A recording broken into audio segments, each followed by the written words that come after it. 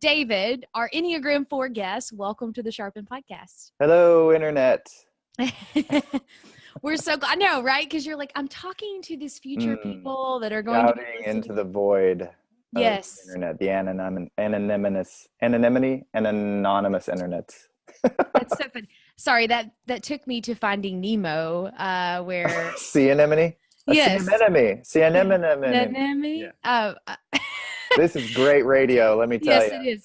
This is why we get paid the big bucks to do these. We would like to welcome David to the Sharpen Podcast, our Enneagram 4 guest. It's his first time joining us, so welcome. And to get us started, tell us a little bit about who you are. Hi, thanks for having me. I am David Fox. I'll start with, I'm from Indiana. I grew up in Indiana. You had Scott on. I've been friends with Scott since 7th grade, I think. We go pretty far back. So cool. We've had a really cool community here. I studied journalism and entertainment media in South Florida at a school called Palm Beach Atlantic. And I promised there was some school happening down there. Trips to the beach and things like that. And I worked down there. I've done different types of content creation. When I started out, I was doing more video work in short narrative, long narrative, creative type pieces. So like music videos, they were big down there. There's a couple like Miami.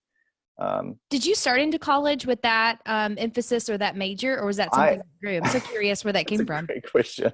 So I started at Purdue because if you're from Indiana and you have high marks in math and science, you go to Purdue and you study engineering. And I was there and realized, oh my goodness, I do not have the personality type of anyone else here. That's funny. Yeah. This little paper was called The Exponent, and everyone thought that was hilarious. And I was like, that's a stupid math joke. And so anyway, I enjoyed what I was learning. I just didn't like the context I was learning it in. And so I then went to Taylor University for communications. And I didn't really like the Christian bubble of that. And then I took a semester off and decided to go down to Florida for this 4-year degree in entertainment media that had an emphasis on redemptive storytelling. Yeah, very cool. So we would have a lot of conversations around what stories are worth telling, and as well as the technique of how to tell them visually. So I worked down there in that industry for a little while, and then I moved back up to Indiana to be closer to my family and learned that there's really not a ton of creative work in Indiana, and had to pivot to a more corporate model, especially because I was kind of a one-man stop contractor. So I did a lot of projects-based stuff with small to mid-sized businesses, helping them develop content marketing and inbound marketing. And then eventually I took a role at Grace Church, which is up here in Noblesville. It's a very large nonprofit. That gave me experience on their communications team, live events. I was really just given a lot of free reign there, and I've done a lot of really cool things. Right now I'm serving on their production team, doing live events, and different types of curated worship services like that. So, yeah. That's awesome. I think your message so we have some college students that listen, David. So sharing that, I think will maybe create that sigh of relief of, it is okay to pivot from something that you feel miserable in to something that really gets you fired up. And so just that alone, thanks for our college students for sharing that. So you shared a little bit about the work that you're doing. And as you know, we've been in the Enneagram series for the Sharpen Podcast, really a discussion around how we're using the framework, not only to better understand ourselves in the workplace, but also those that we work with. And then, of course, beyond the workplace. But let's just start. You are our Enneagram 4 guest. Tell us how you knew that you were an Enneagram 4, or what about that type resonated with you? Was it kind of just one clear moment, or was it a series of like, I'm stuck between these two? What'd that look like? Well, it was a pretty clear moment. The first time I had heard the word Enneagram was when my now wife and I were doing premarital counseling. And we took a test, and it was just an assessment test that our pastor was saying that was a great tool. And he said, and it was nice because I had known him for a number of years, so I felt trust with him. Mm-hmm. Like, you have tested in this category, even though you have really high numbers in here, and here, you're a this, and I know it because I've walked with you through life for a number of years, and he knew my wife as well.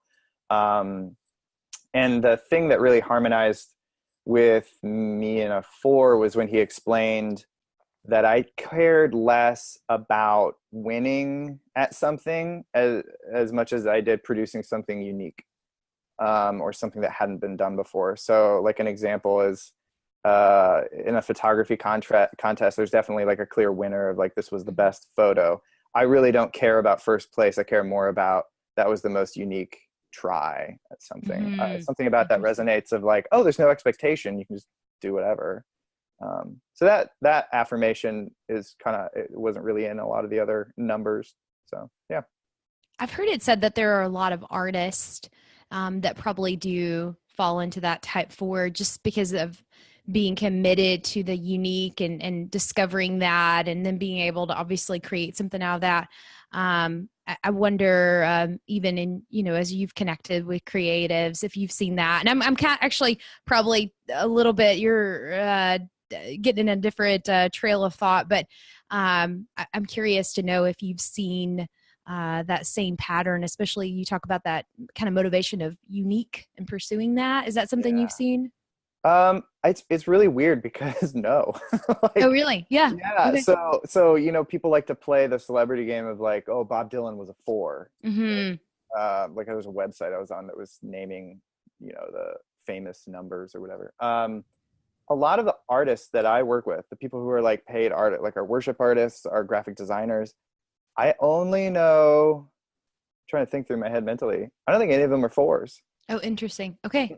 And I wonder if, it's not to say other numbers aren't expressive. It's almost like that artist's temperament, though. That's a very 4 energy, and it's not always a fun thing, right? Like, the tortured artist is definitely a 4's heart of it's never good enough or something like that, and that's an area of growth.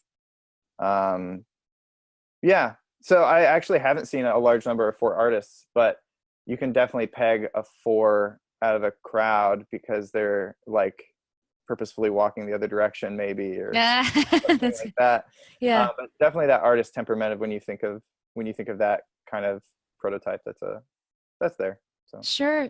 Okay, so tell us, you talked about that pursuit of the unique. I love your photography example. I think that's so great. What else we've had a brief introduction, but for those that are listening for the first time, what are some of those other aspects of being a 4 that, whether you found yourself in that type, or you're a friend or have a work relationship with someone, what are those other things to know? Yeah. So 4s, I think that Drew said it, 4s want to be, what did he say? 4s want to be known or pursued or something like that. I think that 4s definitely want to be pursued, but they would feel cheapened if they were fully known. So that idea, I think Suzanne Stabile says that 4s are the least understood number. And if you're a 4 listening to this and you thought, oh yeah, that feels good, then you're probably, that's like affirmation that you're a 4. Okay, that's good. Like, good. I don't want anyone to know me, but I want them to want to know me. That's a very 4 energy. There's a thing that 4s do, and this is something to really look out for professionally, of this thing that some people call it the pushing and pulling, where in order to try and feel out whether or not another person is safe, they'll maybe do something socially to push them away, and then do something flattering them to pull them back. It's an insecurity thing. It's sort of like I think you're a 3, right? Mm-hmm. Yeah. Okay. So 3s might embellish the truth. No. Oh, no, never. Right. So like that. And this conversation's over. Yeah. And oh no, our connection's out. So that's a sign of immaturity to definitely look out as a 4 of like, I see how I could default to that if I weren't paying attention to it. Yeah, so that's something definitely keep in mind in the workplace. When I think of numbers interacting, 4s typically get along pretty well with really resourceful 8s and 1s, because those numbers do pretty well with big emotional outbursts. Not saying you have to have emotional outbursts, but if you're passionate about something, sure. your passion won't push an 8. They will be totally fine with you being like, this is really important to me, right? I used to work, one of my managers was a really great, resourceful 8. And when I had a project I was passionate about, I wanted to do it. He was just great at animating it and go, go, go, and kind of building up where maybe my confidence was lower. And then my wife is an Enneagram type 1. So we can get really passionate about justice things, because as a 4, I care a lot about the fidelity of, the way things ought to be or something like that. And my wife is a 1, so she like knows the way things ought to be. That's right. Yeah. Yeah. So like missional things are very natural to us. She works in refugee resettlement programs here in the US, and that's like a fish in water for her, because that is justice for her. So yeah, certainly. That's good. So good. I love that you called out when you've had past experiences working with an 8 and a 1, and how maybe that 8 championed you, where you feed off the 1. So if you have a colleague and they've maybe shared, which we will go back to multiple episodes, don't go around typing people. I mean, you gave an example of someone that had been in your life very closely in community, walking with, and that's a different conversation. But if you know that someone's a 4, they've told you this, and you were working together, I mean, what are some of those other key points of, here's a way to champion this person, engage them, see them thrive? So that's a great question. I've found that I don't respond well when someone tells me what I ought to do or how I ought to do it. I really don't like boring tasks, like fill out this spreadsheet, I want you to fill it out this way. That is like mind numbing to me. Give me a problem and don't tell me how to solve it. And I might not come out with the best way to solve it, but if it is a difficult problem, that is way more engaging for me than like, hey, we got to fill out these expense reports. That's just like, oh, come on. Like, there's no challenge in that. Let me try and think. Oh, the best way to champion a 4 is to tell them you believe in them, rather than saying you can do it. That just feels like you're setting an expectation for me. And if I can't do it, like I already doubt that I can do it. So if you're saying you can do it, I might be like, crap, you think too highly of me. Right. But if you say, I believe in you, you're letting me do it however I want to do it or however I can do it. And that's a really good point, because so often, gosh, 4s that I know are so gifted in that way. Like if there's a project or something, you're like, I never dreamed that you could, like, not to again stereotype that they're all creative, but they do have this creative energy. And so to be able to say, I believe in you, and then let them roll with it, you get a far significant outcome, I think. Yeah. You definitely get something where you see that they are building self-worth. Like, I think that they say that, 4s are the Eeyore or whatever, that idea of self-doubt is critical to a 4, because they think that there's a lost childhood object or lost sacred object somewhere in the past. And if I was just this, then I'd be a normal person and I could fit in, right? It's the person at the window looking in at the party going, man, if I had gotten that invitation to the party. And they think that if they were really good at expense reports or the boring stuff that they suck at, then they would be really good at the party, or something like that. And that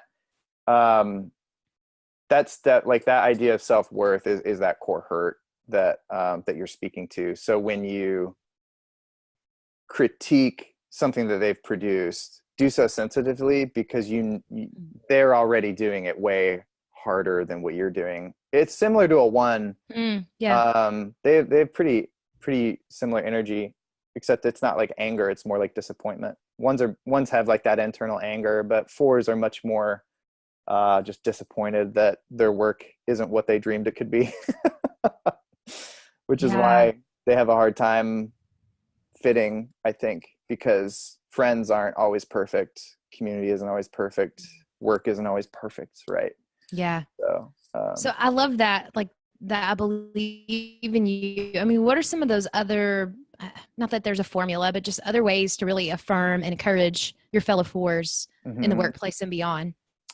If you're managing a 4, make it a safe place to fail. Like, I'm not saying that you want to encourage failure, but focus on the picking them up and moving on, not on the what went wrong. They probably know what went wrong. Mm. So if they swung hard and missed, then get up and move. Action will probably move them along. They'll respond better to that than embellishing on what went wrong.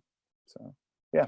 So I know the 4 is often called, is it the individualist? Is that correct? Is one of the terms? Individualist, romantic. I'm trying to think of the other, kind of archetypes I've heard, but individualist is a good term.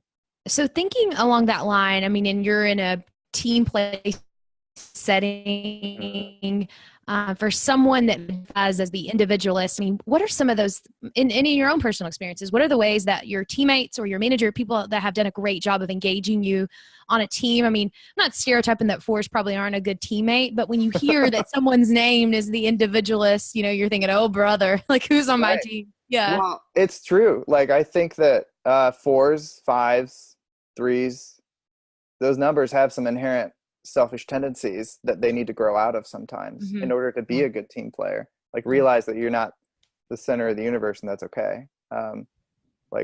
But it's almost like some numbers get stuck on a developmental timeline, and 4s are stuck at adolescence, right? They're the moody teenager sometimes. Should I dare ask where the 3s are? Oh, 3s. When I think of a 3, I think of like my nephew who's really proud of something that they built and they want to come and show it to me. And they just want to be like, I built this. Look at what I did. Right? That's a 3. Like if they did something, they want someone to observe it. Yeah. Yeah. That's hilarious. Anyway, let's see. In interacting with a team, like I said, making it a safe space is important. And making sure that there is enough guidance to know that like, hey, I need you to do these things. I don't care how you do it. Like give them the end result, but don't necessarily tell them how to build towards it. You'll get a much better result out of it. Oh, that's really good. Yeah. That's really good. I'm thinking about even just how in my mind, like a project or an idea, that started out as something, and then many 4s, I know they get a hold of it and they're leading it, and it doesn't go anywhere. It's far better. It's far, far better than what you could have thought of as like a regimented productivity, like agenda of something. And so I think just really calling out the giftedness of 4s, on your team. And then like you've talked about, like, don't give the end result, and even a safe place for those criticisms. As you think about, we kind of have honed in on the workplace as young professionals, but I'm just thinking back, and you talked about earlier within the realm of your pre-marriage counseling.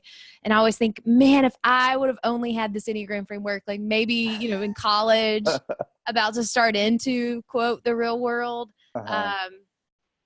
what a helpful place that would have been to start. So as you think about other young professionals that may be discovering, hey, I find myself in this type 4, I mean, what are those bits of encouragement that you would say, hey, you've just graduated college, you're about to start your career, really understand this, step into this, step back from this, what are those call outs? Yeah. I wish I had known about the Enneagram earlier too. Oh, heck yeah. I think learn to give grace where you can. Most in our culture, there's a lot of 3 and 8 managers. Yeah. So there's a lot of like red hot, they might fly off the handle. They're passionate, they're visionary, or whatever. Learn to have grace for that, because they might not know. They might be unintentionally, triggering you in some way, shape, or form. 4s are pretty sensitive. So, if I were a young Enneagram type 4 and you're looking at like interviewing and things like that, I know that your resume can feel disingenuous to basically write down and embellish, I was in charge of blah, blah, blah. But deep in your heart, you're like, I was kind of interning though. Right? That's like, super interesting. I hadn't thought about that. It makes me feel, I don't like bragging. I don't like talking about what I've done, because I think of the things that I've done, and I'm like, well, I had a lot of help. By default, it's okay to exist in corporate America and embellish or speak the language of corporate America because that's the language that they're speaking. It's not disingenuous to interview and talk about your accomplishments or what you have accomplished. And putting your best foot forward isn't the same thing as not being genuine. And the other thing I would say is trust is earned. You don't have to be 100%. You don't have to give 100% of yourself to everyone. That isn't safe and wise.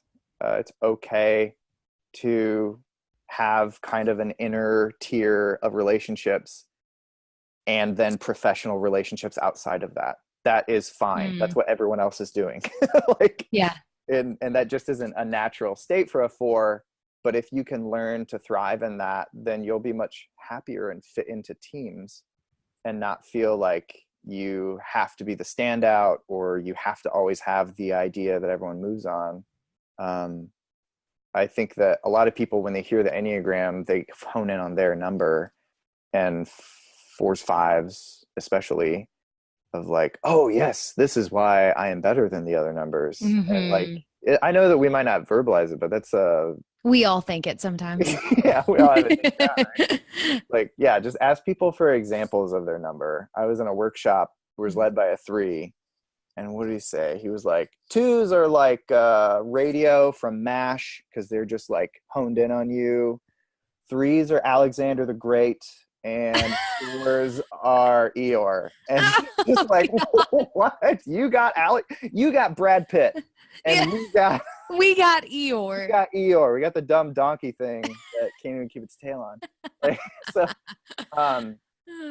if you can use the Enneagram as a tool of understanding where other people's hurts are and when they're communicating out of that, it'll help you to love them in that and also manage and interact with them better. So like I used to manage a 6. And I thought that they were just like dogging me every time I asked them to do something some way. But the 6 is just responding out of worst case scenarios because they interpret the universe how to what could go wrong. So in order for you to manage them well, it was good for me to say, look how this succeeded, look how this succeeded, look how this succeeded. And then I was able to get a more genuine him and a more genuine me. And so yeah, understand where people are at and what their hurt is. So. Well, and all the 4s out there, if anybody ever talks about Eeyore, you can say Ian Cron. Is it Ian Cron? Is that how you say his last name? He's a 4, yeah. He's a 4. He's like the Enneagram dude. So y'all own that, all right? Shia LaBeouf, I think, is a 4. Okay. I like Shia LaBeouf. I think he's weird. So yeah. No, see, y'all got cool people for sure. Yeah. Cooler Bob Dylan, come on, man. Yeah. No, I don't even want to make a 3 list half the time. I'm like, this is awful roster call. Game on, maybe. A lot of conkers. I don't know. No, that's so funny. But I also I think those are, gosh, that's just so helpful. Like everything you've talked through as far as if you're a 4 entering in that workplace for the first time. But you said it there, David. I mean, I remember a friend of mine is a Myers-Briggs consultant, so not even Enneagram, but she said the value of this tool is to better understand and work with others. And so if we only, which I do love the Enneagram in that, it will there's work to do in your own life, but it provides that understanding and that grace, I think, in so many of those workplace and beyond conversations, which leads me to I didn't prepare you for this one at all, so you're gonna be like, great, thanks for, but you had mentioned that you had used the Enneagram framework in the context of your pre-marriage counseling, but I'd love to hear from you too, because you talked through that. I mean, how have you seen that to be such a helpful thing? We've kind of talked about the workplace, but for me, in my marriage, I'm a 3 married to an 8. And so it's just been helpful to like give language to things. You guys get stuff done. Like you're the couple, you're the power couple of like, don't get in the way. We're doing it. We sometimes laugh. We're like, oh, I think we were scary right then. Like what we felt like was energy was scary to these people. Or, but yeah, it can be like, some people have said there's an intensity and we're like, intensity? We think we're pretty relaxed. And they're like, no. Yeah. So it has been helpful, not only each other, but also even other, like if we're going to hang out with some other couples to be like, we need to be aware of these things. Like we can, this Yeah. is overbearing, this is hospitable, this is this is that. So Mhm. I'd love to hear from you on how you guys have used that. Yeah. So yeah, like I said, I'm a 4 married to a 1. Hmm. Um, our dinner conversations are like passionately talking philosophy, theology, politics, religion. Like Cool. Yeah. if we're at a if we're in a restaurant, sometimes we have to like tone it down because people think we're fighting. We're not fighting. No. Yeah. We're just both very passionate about this thing, and most of the time we agree on most things. It's more fun when we don't. But um, when I think about my out of workplace relationships, the Enneagram helps me know how to show love and affection to them. Mm. So I'm a 4, so I'm very relational. I'm very emotions driven. Um, Scott, my friend, is a 5. Yeah. I know that quality time is important to Scott, and that because he's a 5, he has very few people he will trust in his inner circle. So that means that when he invites me to something, I need to measure that as what he's offering, not what I am seeing. So I see it as a 4, and I'm like, okay, Scott wants to go to a thing. Do I want to or do I not want to? Is how I would measure it. But what he's sending it as is I care about you and I want to give you some of my time. So I Mm-hmm. need to acknowledge that that's where he's coming from. And even if the thing he wants to do, I might like choose a different thing. It might be more loving to go do that thing with him because he doesn't offer up to go do things all the time. He just has a very limited amount of energy.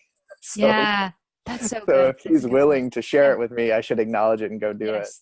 Um, I have another friend who's a 9. We were all out on a trip, and we were like, the pizza order got messed up. His name's Brian. I was like, Brian, can you call the pizza company and like get us a refund or, get them to bring us what we ordered? And he looked at us and was just like, guys, I suck at that. And it was like, oh yeah, you do. You hate conflict. You hate splintering. And that's okay. Like, Yeah. we'll give that to like the 3 or the 8 and they're fine with it. And Yeah. they will get, the pizza refunded. So, um, yeah, honoring that is important. I think about the history of the Enneagram, which is sort of murky because some people say thousands, some people say hundreds, and it was kind of washed through 1960s and 70s of psychology. So we have a lot of westernization in here, but it was kept sort of under wraps by like the certain people, and then like Richard Rohr was kind of patient zero of bringing this thing back through the church, and then corporate is picking it up now and it's being more popular. The reason why it was kept sort of quiet was to not cheapen it and not dilute it. And an example of using the tool incorrectly would be like me saying, "Oh, you're just being such a 3." Yeah, Like for sure. that's an offhand comment, but that stings because you're doing something that is like, that's me indicating your core hurt. And that's not sensitive to me to treat that lightly. Like, that's a sacred space. That's not an offhanded thing. So you have to be careful with how you use it because it can hurt people. So That's such a great call out, David, too, especially as you think about, we've kind of talked about in different environments in the workplace and then those out of work relationships. But even like take the workplace alone, if you were to learn about the framework and then that tool, I mean, you're kind of invoking shame on that person. And it may sure, feel like, oh, this is a moment of comedy and camaraderie, but sure, it doesn't always do that. And that's such a good point. I know that I'm trying to remember if in previous who it was specifically. It might have been Scott, might have been Drew, that talked about the point of the framework was to be used in community. You know, mm-hmm. it was to be used in that, not to be just solo. I mean, you can read all you want individually, but the reason that you think about just orally passing down the teachings and how people did that in groups with people that knew them and understood them and loved them. Uh, Yeah, I do. You kind of mentioned having a friend, spouse, and understanding their type. You said, I think I have to understand they are doing this. Like, I really want to love them well as a 4. So so often in the workplace too, we don't use the language of, I just want them to really feel really loved, right? But we should. But just Yeah. thinking about the workplace or beyond, think of a 4, and if we want to love them really well, what are some of those things to understand and to know? Um, I think, yeah, that phrase of "I believe in you" is important. Okay, that's good. Um,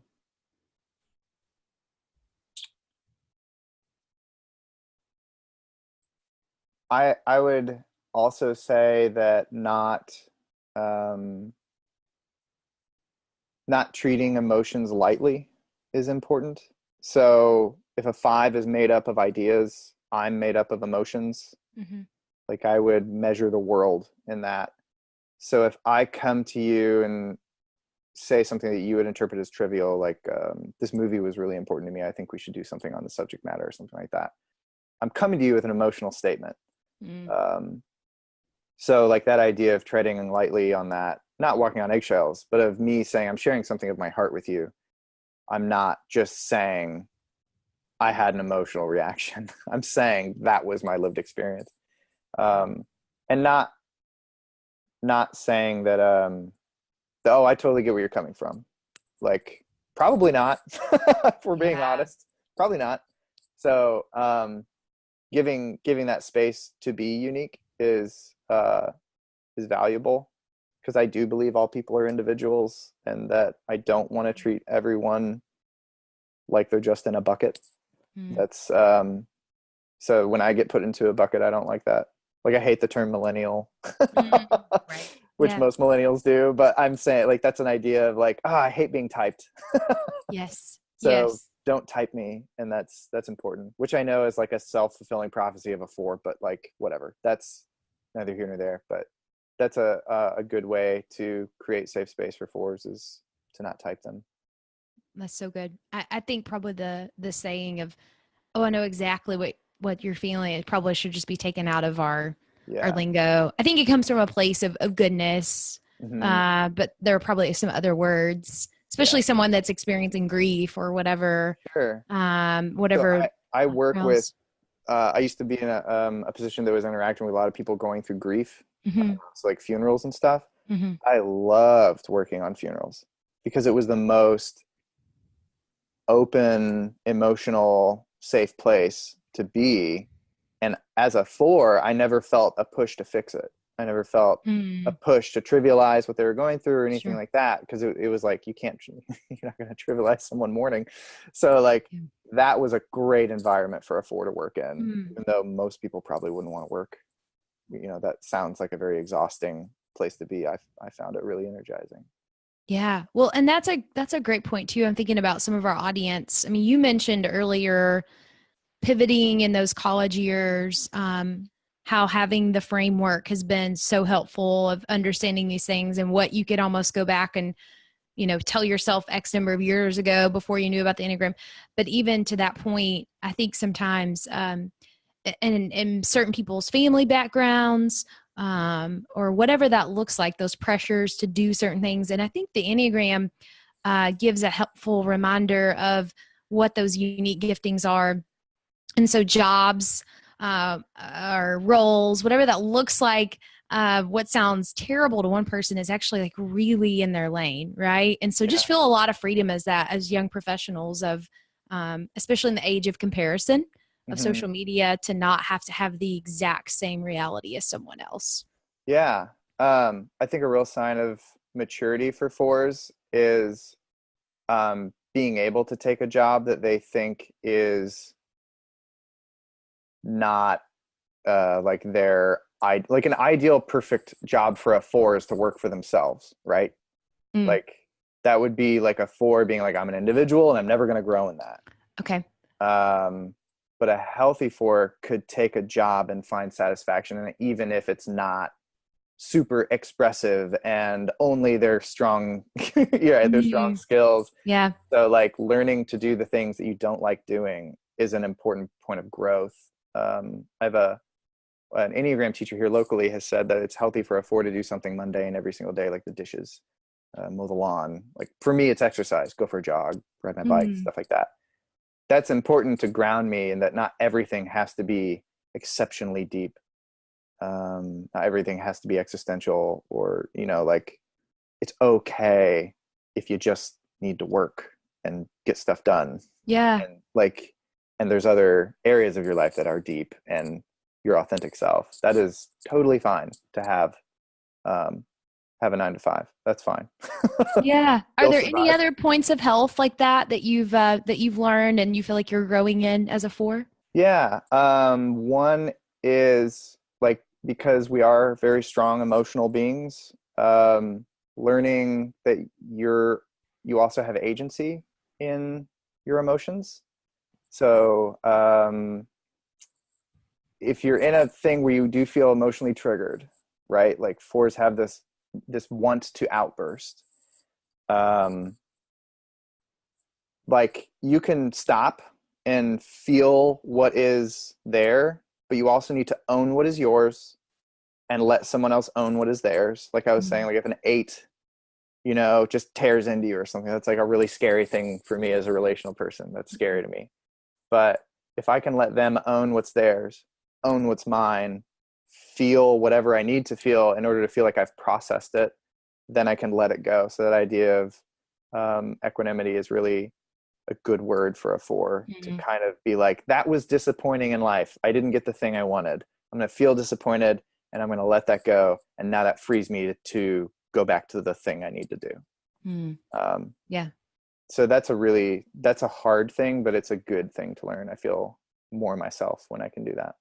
Yeah. Well, that's, I think you've given us helpful points from even just first realizing what it kind of maybe looks like to be a type 4 and then using those to migrate toward health.